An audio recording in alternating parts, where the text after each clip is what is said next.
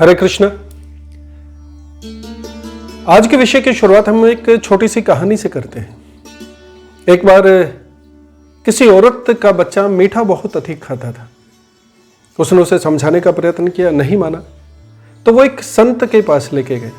उस संत के विषय में कहा जाता था कि लोग उसकी बात मानते हैं, विशेष रूप से बच्चे उसकी बात मानते हैं। माँ अपने बच्चे को लेके संत के पास गई और उसे कहा कि ये मीठा बहुत खाता है, आप कोई ऐसा मंत्र दो या फिर कोई ऐसा टोटका बताओ जिससे ये मीठा खाना बंद कर दे। संत ने कहा कि तुम 15 दिन के बाद आना। औरत चली गई। निश्चित ही उसे इस चीज का भान हो गया था कि संत कोई ना कोई तो समाधान निकाल ही देंगे, 15 दिन का समय लिया है तो। 15 दिन व्यतीत हुए, औरत पुनः अपने बच्चे को लेकर संत के पास आ गई। संत ने बच्चे को कहा कि बेटा मीठा नहीं खाना चाहिए, मीठा खाने से दांत खराब हो जाते हैं, मीठा खाने से ये बीमारी होती है, मीठा खाने से वो बीमारी होती है। कहते कहते उन्होंने उसे समझाया और कहा कि बेटे तुम आज से मीठा मत खाना। बच्चे ने कहा कि ठीक है, नहीं खाऊंगा।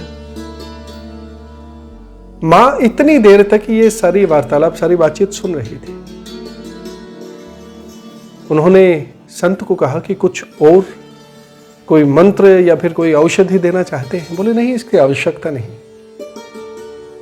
तो महिला ने कहा कि यदि यही बात कहनी है या यही बात कहनी थी तो ये बात तो आप 15 दिन पहले भी कह सकते थे, उसके लिए 15 दिन की आवश्यकता क्यों पड़ी? उन्होंने कहा कि क्योंकि 15 दिन पहले मैं भी मीठा बहुत खाता था। इन 15 दिनों में सर्वप्रथम तो मैंने उस चीज को खुद पे अमल किया, मैंने मीठा छोड़ा और उस 15 दिन के अनुभवों को मैंने बच्चे को बताया। यदि मैं ही अपने विषय को लेकर, अपनी बात को लेकर सच्चा नहीं हूं, स्पष्ट नहीं हूं, तो मैं दूसरे को ज्ञान देने का अधिकारी कैसे हो सकता हूं?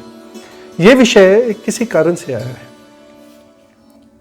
कुछ वीडियोस में देख रहा हूं, वैसे किसी के ऊपर कोई आक्षेप लगाना या फिर किसी के ऊपर कोई बात करना ज्यादा उचित तो नहीं है, किंतु इस विषय को लेके बात करना मुझे बहुत आवश्यक लगा, बहुत आवश्यक। कुछ लंबे समय से मैं लगातार वीडियोस देख रहा हूँ। अल्पायु होना, छोटी आयु होना, अनुभवी होना वो एक अलग विषय होता है, किंतु पढ़ के और उस वाचन को, उस पढ़ी हुई चीज को अपने व्यूज बढ़ाने के लिए, अपने जितने भी वीडियोस को दूर दूर तक पहुंचाने के लिए प्रयोग कर रहे हैं बिना किसी अनुभव के, वो अच्छा नहीं, जैसा मेरा मत है।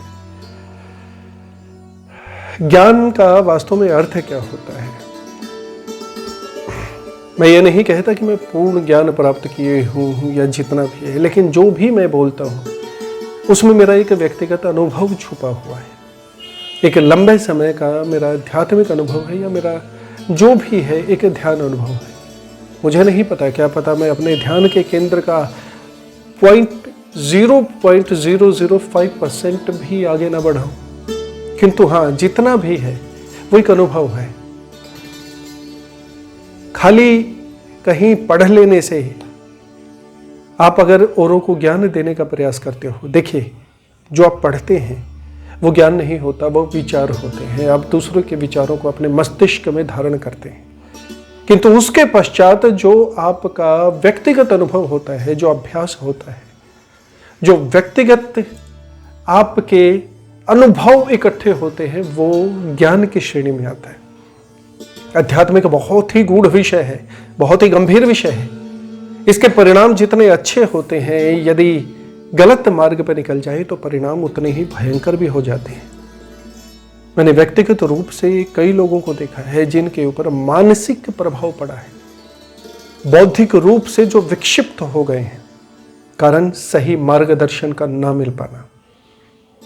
यदि आप ध्यान के केंद्र में जाते हो या फिर ध्यान के लिए अग्रसर होते हो, तो उससे पहले एक अनुभव का होना अत्यंत आवश्यक है। अनुभव नहीं है तो आप ध्यान की शुरुआती जो भी अनुभव है उनको लीजिए, उसे गंभीरता से, उस गहराई तक जाने का प्रयत्न मत कीजिए जब तक एक उचित मार्गदर्शन न मिले। हाँ, उस मार्गदर्शन के लिए किसी बाहरी आवरण की आवश्यकता नहीं है, आपके अंतर मन में भी मार्गदर्शन होता है और कभी ना कभी वो मार्गदर्शन आपको मिल ही जाता है।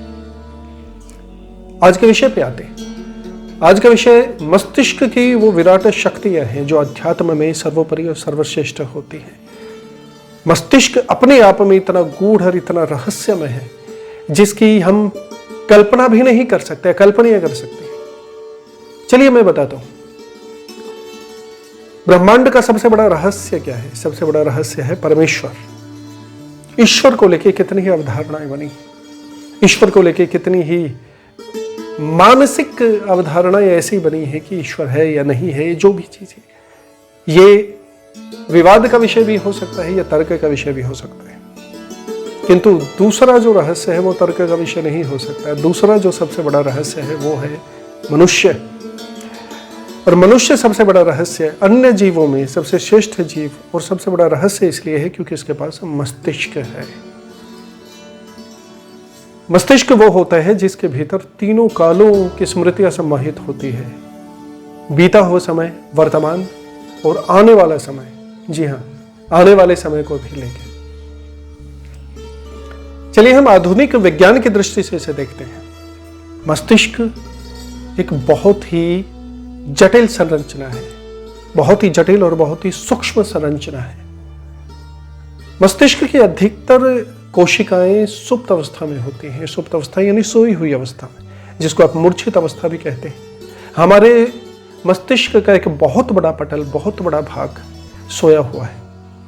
अधिक से अधिक अब तक किसी वैज्ञानिक ने या किसी व्यक्ति ने अपने मस्तिष्क का, सामान्यतः वैज्ञानिक के बारे में बात कर रहा हूं मैं, आध्यात्मिक लोगों के विषय में, आध्यात्मिक साधकों के विषय में बात नहीं कर रहा, तो सामान्यतः अधिक से अधिक 40% तक प्रयोग किया है। बाकी जो 60% का हिस्सा है या 60% से अधिक का जो भी हिस्सा है वो सुप्त अवस्था में रहता है, हमारे मस्तिष्क के सुप्त अवस्था की श्रेणी में रहता है। तो इसे जागृत कैसे करें? क्या ये संभव है कि जो 60% हिस्सा है वो हम प्रयोग कर सकते हैं? और प्रयोग किया भी तो इसका फायदा क्या होगा? जी हाँ, हम इसका प्रयोग कर सकते हैं। हम इसे जागृत अवस्था में लेके आ सकते हैं। ये ध्यान योग की पद्धतियों के चलते हो सकता है। ध्यान योग की पद्धतियां कई तरह की होती हैं। ध्यान योग बहुत गूढ़ और गंभीर विषय है, इस पे अलग से हम विस्तृत स्वरूप में कभी न कभी अवश्य बात करेंगे।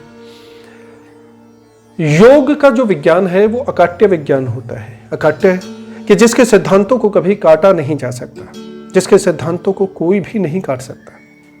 देखिए, वास्तविक जो विज्ञान है, वर्तमान का जो विज्ञान है, उसमें कोई वैज्ञानिक कोई प्रयोग करता है।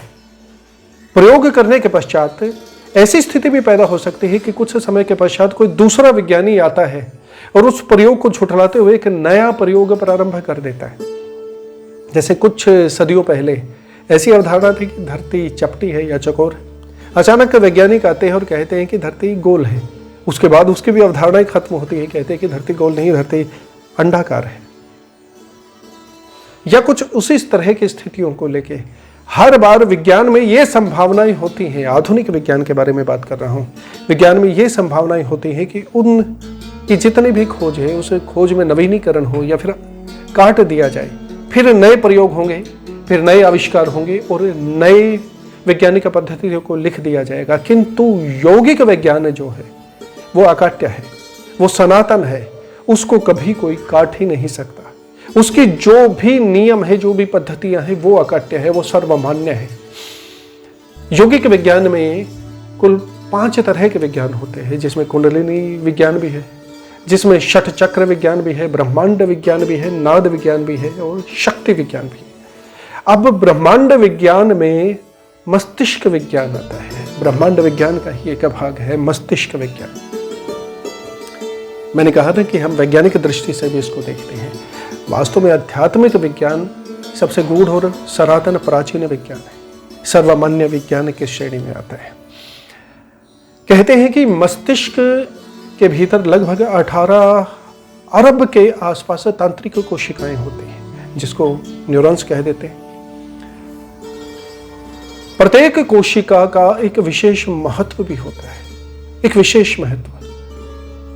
और जितनी भी कोशिकाएं होती है सबका केंद्र, जैसे हमारे संपूर्ण शरीर का केंद्र नाभि होता है, जिसमें हमारी जितने भी नाड़ियां होती है उन नाड़ियों का जो महत्वपूर्ण और मुख्य केंद्र है वो नाभि होता है, क्योंकि नाभि गर्भ से संबंधित होती है, गर्भ से जुड़ी होती है। जब जीव उत्पन्न होता है उससे पहले का जितना भी जन्म के जितनी भी क्रियाएं होती है, उनके उद्गम की जितनी भी क्रियाएं होती हैं, उनका केंद्र बिंदु नाभि होता है।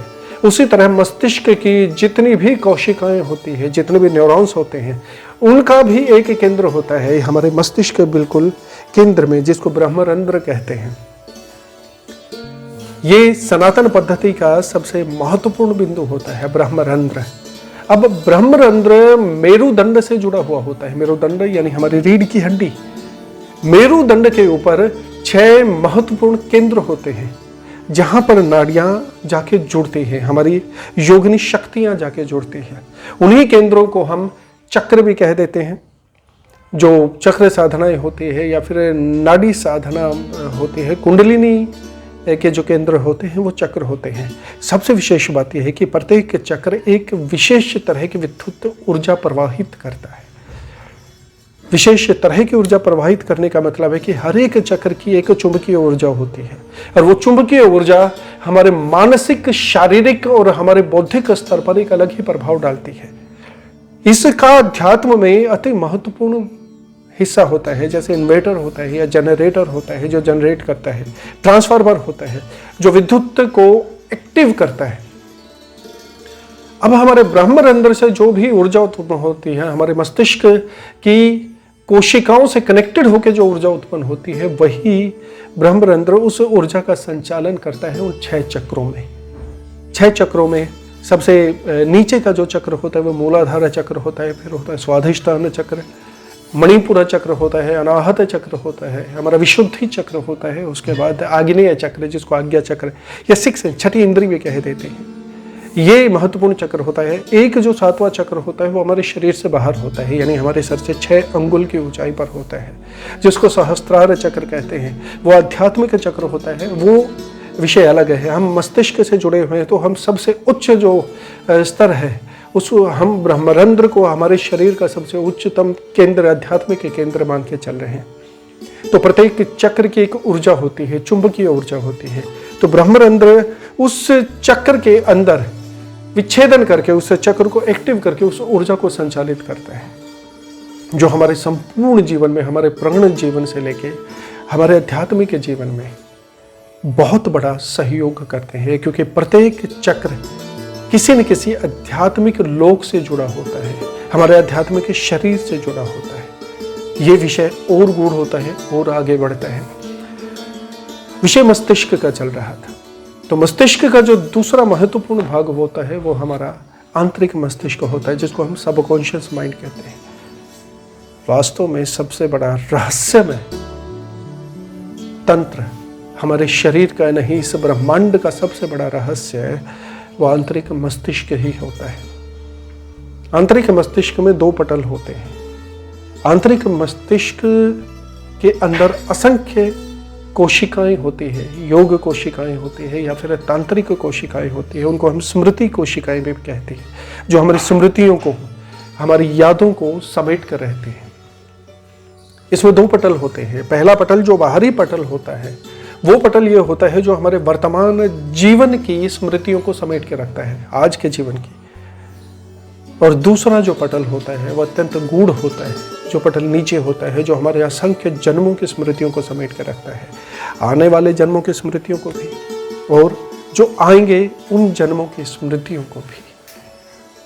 कई बार किसी ने पूछा कि यदि हम अपने पूर्व जन्मों के बारे में जान लें, एक्साइटमेंट तो होता ही है, लोग जानना भी चाहते हैं कि पिछले जन्मों में हम क्या थे, कैसे थे, या आने वाले जन्मों के विषय में जान लें, तो हम क्या इस उन जन्मों में या जो जन्म व्यतीत हो चुके हैं या जो जन्म आ रहे हैं उनमें कोई सुधार कर सकते हैं? संभव ही नहीं।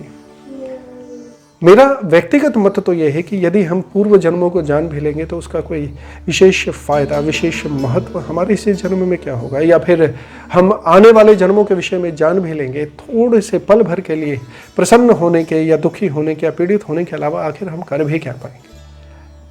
एक जिज्ञासा है मनुष्य में जानने की, लेकिन वास्तव में हम उन जन्मों के ऊपर कभी भी अपना कोई प्रभाव डाल नहीं सकते। उनमें जो भी अगर कुछ सुधार करना चाहें या उनमें कुछ और चीज़ जोड़ना चाहें तो ऐसा कभी संभव हो ही नहीं सकता।